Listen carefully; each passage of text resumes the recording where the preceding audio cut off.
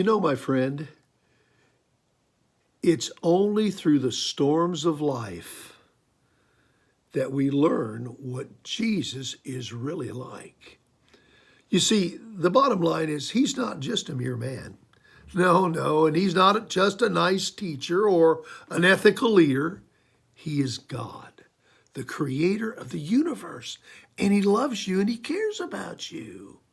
In Mark chapter 6, Jesus noticed that his disciples were in distress. They were out in the middle of the lake, and the wind was blowing and the waves were pounding, and their boat was just struggling to make it out on the middle of the lake. And so the Bible tells us that Jesus walked to them on the water. And this is what it says. It says, and when they saw him walking on the lake, they thought he was a ghost. They cried out because all of them saw him and were terrified. And immediately he spoke to them and said, take courage, it is I. Don't be afraid.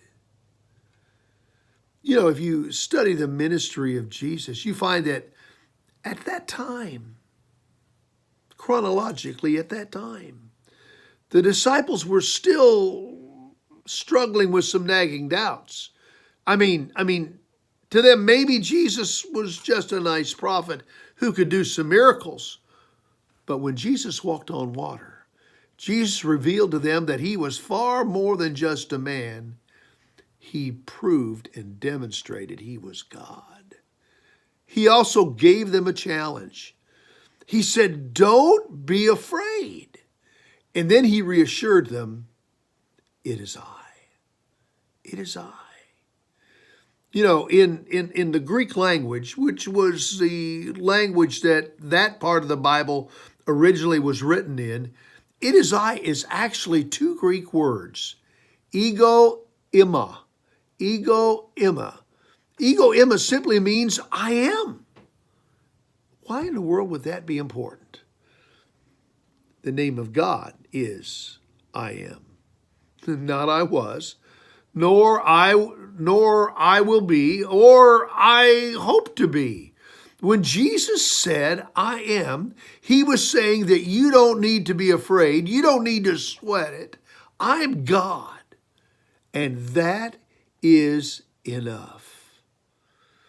Now, Dave, why are you going to all the trouble to say that? I'm going to the trouble to say that because this morning, if you're in trouble, if you're struggling, if you're going through a storm in your life, maybe it's physical, maybe it's economic, maybe it's, relational, maybe with your spouse or your kids or your friends or somebody at work. The bottom line is all you need is Jesus. You don't need a plan. You need a person. You need him. You don't need a system. You need a Savior. It's him. You don't need a new goal. You need God. It's him. Listen to me. When you're going through a storm, remember that God is not distant, apathetic, or uninvolved. He is I am. And he will. I promise he will get you through the storm. God bless you. Have a wonderful day.